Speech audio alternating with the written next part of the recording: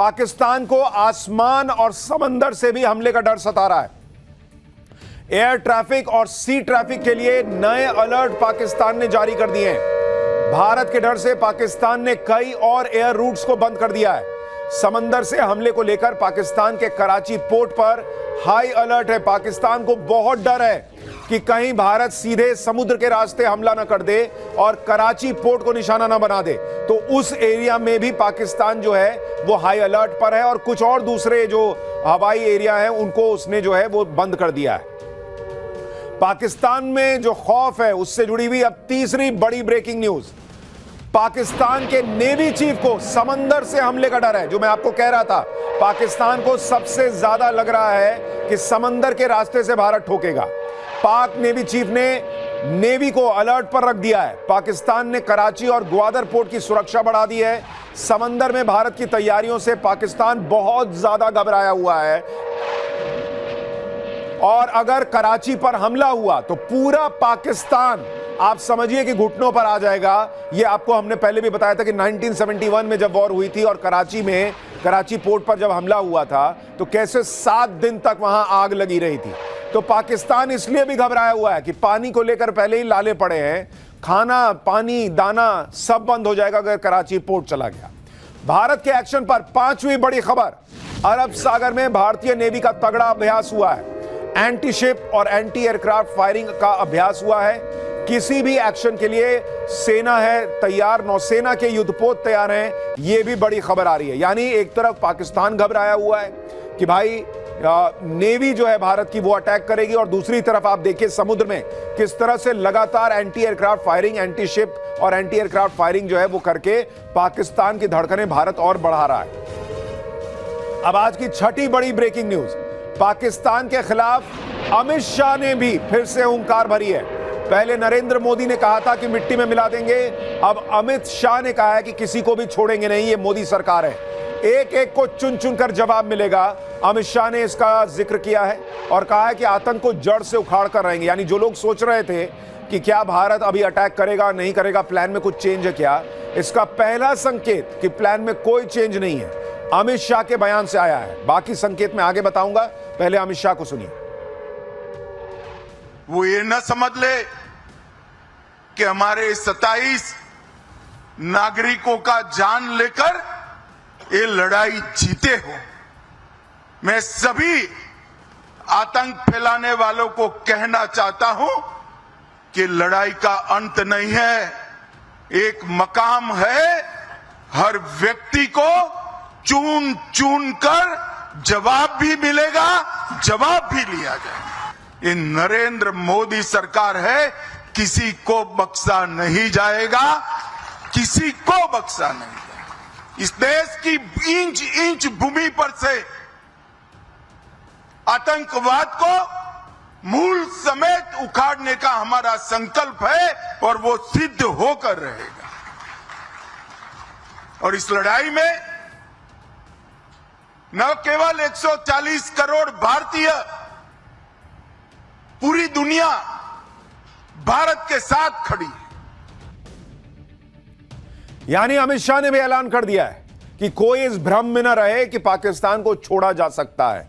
चुन चुन कर हिसाब होगा तो होगा और यह निश्चित है कि पाकिस्तान को चुन चुन कर जवाब दिया जाएगा और ऐसा जवाब मिलेगा जो उसकी कल्पना से बाहर होगा। अब यह जवाब आज ही मिलेगा, आज रात मिलेगा, अगले 24 घंटे के अंदर मिलेगा या फिर अगले कुछ दिन में मिलेगा। पाकिस्तान यही सोच सोच कर गला जा रहा है। उसे रातों को नींद नहीं आ रही। वहां के नेताओं, मंत्रियों और आर्मी के जनरलों की आंखों में काले गड्ढे पड़ गए, डार्क सर्कल आ गए भाई। वो भी ये सोच रहे हैं कि इधर नरेंद्र मोदी बड़े निश्चिंत हैं, उधर पाकिस्तान की नींद उड़ी हुई है। आप दोनों देशों का अंतर देखिए। किसी से पूछो कि पाकिस्तान में क्या चल रहा है तो कह देगा कि पाकिस्तान में इंडिया का खौफ चल रहा है। पाकिस्तान ये देखकर भी सहमा हुआ है कि इधर नरेंद्र मोदी कोई लोड ही नहीं ले रहे। इसका मतलब यह है कि पीएम मोदी को पता है कि पाकिस्तान को ठोका जाना तय है। भाई उन्होंने कह दिया, सेना तुम अपने हिसाब से जगह तय करो, अपने हिसाब से टाइम तय करो, ठोक दो, मैं पीछे खड़ा हूं। और उसके बाद मोदी रिलैक्स मूड में। पाकिस्तान को दिन में नरेंद्र मोदी तारे दिखा रहे हैं, उधर पीएम मोदी खुद मुंबई में सितारों के साथ दिख रहे हैं। आप देखिए पीएम मोदी कितने रिलैक्स हैं। पीएम मोदी आज world audio visual and entertainment summit का उद्घाटन करने मुंबई चले गए। बड़े बड़े सेलिब्रिटी आए हुए थे वहां पर, बड़े बड़े स्टार, इंडस्ट्री और फिल्म इंडस्ट्री के दिग्गज वहां पर थे, शाहरुख खान, आमिर खान, अनुपम खेर, अक्षय कुमार, बड़े बड़े लोग वहां आए हुए थे। पीएम मोदी अलग रौला है उनका भाई, वो रिलैक्स हैं, दे दिया असाइनमेंट, दे दिया, वो हो जाएगा काम, पाकिस्तान को ठोक दिया जाएगा। और पाकिस्तान यही देख के घबराया हुआ कि भाई ऐसा क्या प्लान बना है कि इनको कोई लोड ही नहीं ले रही है, एकदम तनाव में नहीं है। नरेंद्र मोदी की बॉडी लैंग्वेज से ही वो रिलैक्स दिख रहे हैं, वो बहुत कूल हैं, लेकिन जब जब किसी हमले के बाद पीएम मोदी की ऐसी बॉडी लैंग्वेज दिखती है तो पाकिस्तान कांप जाता है, क्योंकि इसके कुछ ही दिनों बाद पाकिस्तान को नरेंद्र मोदी ऐसा सबक सिखाते हैं कि पाकिस्तान बाप बाप करता है। सर्जिकल स्ट्राइक में भी यही हुआ था, बालाकोट एयर स्ट्राइक में भी यही हुआ था, और इसके बारे में आपको पाठशाला में आगे डिटेल से बताऊंगा कि जब जब मोदी इतना रिलैक्स दिखते हैं तो सामने वाले का पूरा चैन छीन लेते हैं। इस बात को समझ लेना चाहिए कि पीएम मोदी शांत हैं, कुछ बोल नहीं रहे, तो इसका मतलब यही है कि यह बड़े तूफान के पहले की शांति है। पहलगाम आतंकी हमले का बदला लिया ही जाएगा हर हाल में। पाकिस्तान के गुनाहों का हर हिसाब मोदी करेंगे, पहलगाम का प्रतिशोध लिया जाएगा, और वो ऐसा होगा कि दुनिया याद रखेगी। इसके लिए किस तरह से रणनीति बन रही है, किस तरह की एडवांस प्लानिंग हो चुकी है। अमेरिका से फोन आया, उसमें क्या बातचीत हुई है, क्या अमेरिका कहीं बीच में तो नहीं आने वाला है, सेना की तैयारियां कैसी हैं, पाकिस्तान का पीएम कहां गायब हो गया है, सब बताऊंगा। भारत की तैयारियां पूरी हैं, काउंटडाउन चल रहा है बॉस, किसी भी वक्त काउंटडाउन पूरा होगा और पाकिस्तान पर हमला होगा। और पाकिस्तान को भी इसी बात का डर है कि कहीं नरेंद्र मोदी ने मिशन पीओके तो नहीं लॉन्च किया है, क्योंकि पीओके से इस वक्त बहुत बड़ी खबर आ रही है। पीओके में पाकिस्तान ने मदरसों में ताला लगा दिया है, 1000 से ज्यादा मदरसे पाकिस्तान ने पीओके में बंद कर दिए हैं। 10 दिन तक पाकिस्तान ने मदरसे बंद रखने का ऐलान किया है। पीओके में मदरसों को टेरर कैंप की तरह पाकिस्तान इस्तेमाल करता है। पाकिस्तान को पीओके के टेरर कैंप पर भारत के एक्शन का डर है, इसलिए उसने सारे मदरसे बंद कर दिए हैं और सारे आतंकियों को कहा कि निकलो भाई निकलो, आ रही है इंडिया, आ रहा है इंडिया, आ रहा है, कभी भी ठोक देगा। यानी पाकिस्तान को भी सबसे ज्यादा डर इस बात का है कि कहीं पीओके भारत वापस ना ले ले। पाकिस्तान से एक और बड़ी खबर यह भी है कि डोनाल्ड ट्रंप के सामने पाकिस्तान गिड़गिड़ाया है कि भारत से बचाओ। भारत से बचाने के लिए पाकिस्तान ने ट्रंप से गुहार लगाई है। अमेरिका में पाकिस्तान के राजदूत ने ट्रंप से मदद मांगी है। इधर ये लोग टीवी पे नौटंकी करते हैं कि हमारे पास परमाणु बम है, हम क्या तैयार नहीं है, हमने क्या हथियार जो है वो दिखा ऐसे ही सजाने के लिए रखे हैं, और वहां ट्रंप से हाथ जोड़ रहे हैं कि भाई कोई मोदी से बचाओ। भारत को रोके डोनाल्ड ट्रंप। पाकिस्तान के राजदूत रिजवान सईद शेख ने अमेरिका से अपील करके कहा कि भाई बचा लो, तुम ही बचा सकते हो ट्रंप भाई, आप तुम दोस्त हो हम मोदी के, आप बोलो कुछ हो जाएगा। यह हालत है इस वक्त पाकिस्तान की। भारत की खतरनाक तैयारियों और पीएम मोदी से लेकर अमित शाह तक के बयानों से पाकिस्तान की सिट्टी पिट्टी गुम है। पाकिस्तान के प्रधानमंत्री शहबाज शरीफ तो गायब ही हो गए हैं। पाकिस्तान में लोग खुलकर बात कर रहे हैं, पाकिस्तानी पीएम शहबाज शरीफ लापता हो गए हैं। यह खुद पाकिस्तान में ब्रेकिंग न्यूज चल रही है। पाकिस्तान के डिप्टी पीएम से सवाल पूछ लिया वहां की मीडिया ने, शहबाज शरीफ कहीं दिख क्यों नहीं रहे हैं। ये वहां के मीडिया वाले खुद वहां पूछ रहे हैं पाकिस्तान के डिप्टी पीएम से कि हेलो वेयर इज शहबाज शरीफ। शहबाज शरीफ को जनता के सामने आना चाहिए। आप सोचिए बॉस, पाकिस्तान के पत्रकार खुद डिप्टी पीएम से पूछ रहे हैं कि हेलो हमारा प्राइम मिनिस्टर कहां है भाई, इंडिया ठोकने को तैयार बैठा है, हमारा पीएम गायब है। यानी ये कोई हवाई खबर नहीं थी कि शहबाज शरीफ गायब हो गए। सच यही है, यहां नरेंद्र मोदी खुले में बोल रहे हैं कि हम तो मिट्टी में मिलाएंगे। ये अपने प्राइम मिनिस्टर की बात कर रहा हूं, और उधर प्राइम मिनिस्टर देखिए गायब है, पब्लिक ढूंढ रही है, ढूंढो कहां है साहब हमारे। पाकिस्तान इसी डर में दुबला हुआ जा रहा है कि भारत का अगला कदम क्या होगा, हमला कब होगा। इधर भारत भी पाकिस्तान के डर को बढ़ा रहा है। भारत के खतरनाक राफेल फाइटर जेट ने बीती रात बॉर्डर पर पेट्रोलिंग की है। इंडियन एयरफोर्स के दूसरे लड़ाकू विमानों ने भी बॉर्डर पर पेट्रोलिंग की है। यह साधारण पेट्रोलिंग नहीं है बल्कि कॉम्बैट पेट्रोलिंग थी, यानी युद्ध के लिए एकदम तैयार वाली स्थिति।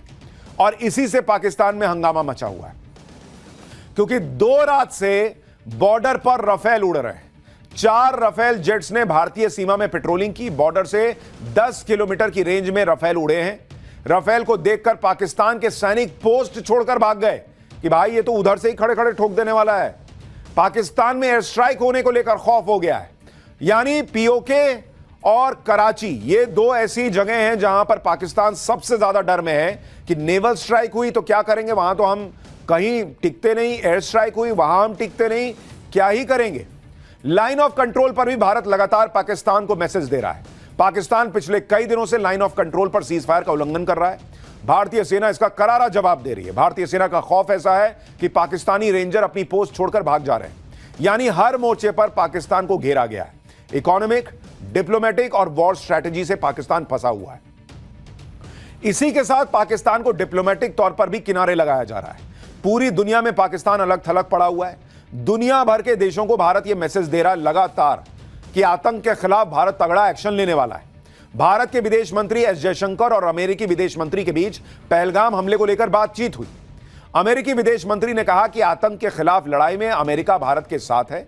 भारत के विदेश मंत्री एस जयशंकर ने कहा कि पहलगाम हमले के दोषियों, साजिश करने वालों को हर हाल में सजा दी जाएगी। यानी यह नहीं कि अमेरिका के विदेश मंत्री से बात हो रही है तो एक बार सोच ले कि क्या करना नहीं करना। उनको भी बता दिया कि हेलो बॉस, सजा तो हम देंगे, उसमें कोई इफ एंड बट वाली स्थिति नहीं है। यानी भारत ने अमेरिका को भी क्लियर मैसेज दे दिया है कि पहलगाम के मामले पर भारत पीछे नहीं हटेगा। जो भी इस हमले के पीछे हैं उन्हें जमीन खोद कर लाना पड़े तो जमीन खोदी जाएगी। पाकिस्तानी आतंकियों को सबक सिखाने के लिए मोदी सरकार हर लेवल पर जबरदस्त काम कर रही है। पीएम मोदी तो सारी रणनीतियों पर नजर रख रहे हैं और लगातार डायरेक्शन भी दे रहे हैं। लेकिन आतंक के खिलाफ इस लड़ाई में पीएम मोदी की टीम के अहम 4 लोगों की बड़ी भूमिका है, जिनमें जो पीएम के फैब 4 हैं, गृह मंत्री अमित शाह, रक्षा मंत्री राजनाथ सिंह, जिन्होंने बड़ी जिम्मेदारी निभाई हुई है, लगातार आर्मी चीफ से बात करना, नेवल चीफ से बात करना, एयरफोर्स के चीफ से बात करना, रक्षा मंत्री लगातार एक्टिव है। विदेश मंत्री एस जयशंकर, वो डिप्लोमेटिक लेवल पर जो है दुनिया के सामने भारत का पक्ष मजबूती से रख रहे हैं। और एनएसए अजीत डोवाल, वो लगातार क्या स्ट्रैटेजी बननी है, कैसे एक्शन होना है, इस पर काम कर रहे हैं। ये चारों अपनी अपनी भूमिका खामोशी से लेकिन दमदार तरीके से निभा रहे हैं। और इसी वजह से भारत आज पूरी दुनिया के सामने डंके की चोट पर कह रहा है कि आतंकवाद को खत्म करेंगे तो करेंगे।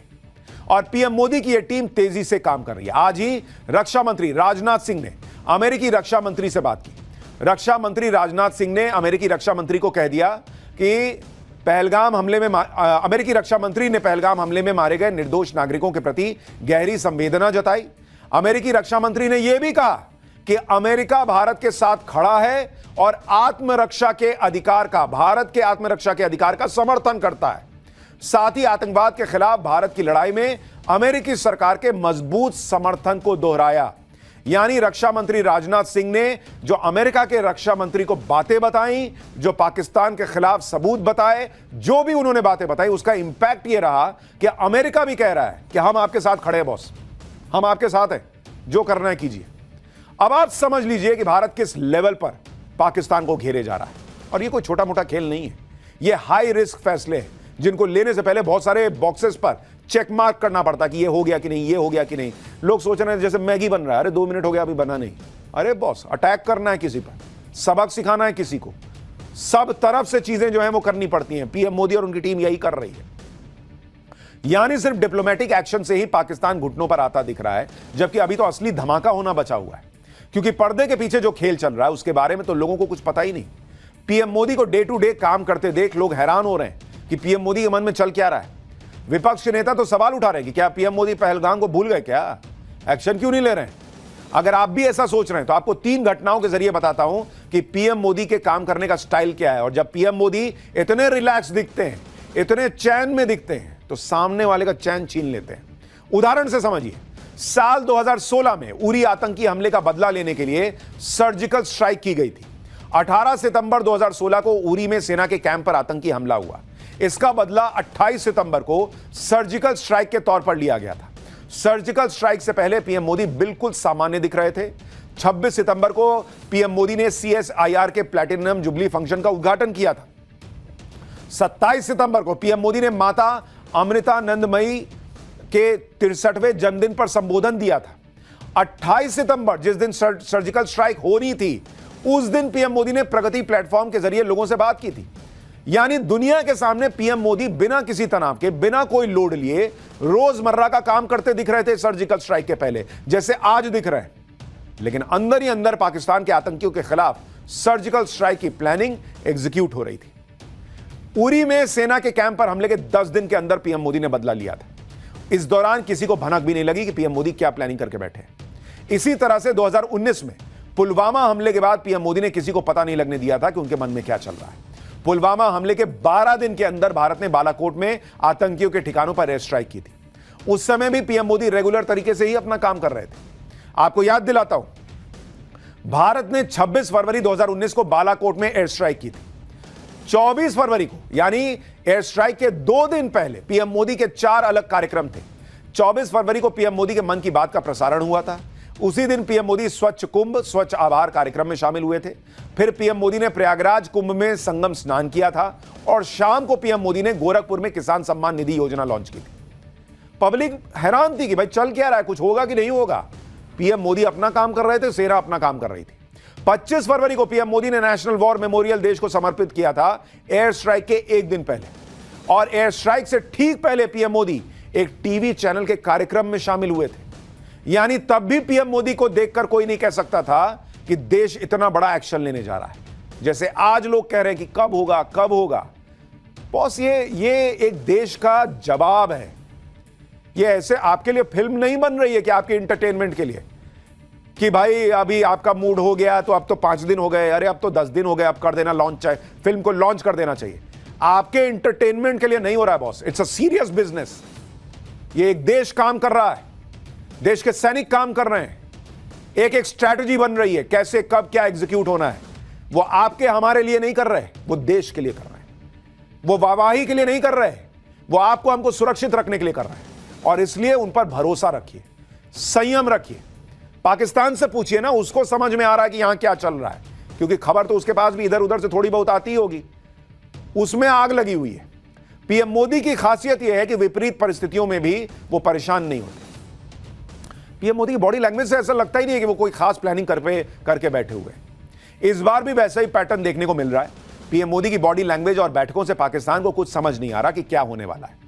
आप खुद देखिए, पहलगाम अटैक के बाद पीएम मोदी सऊदी अरब का दौरा छोड़कर भारत आए।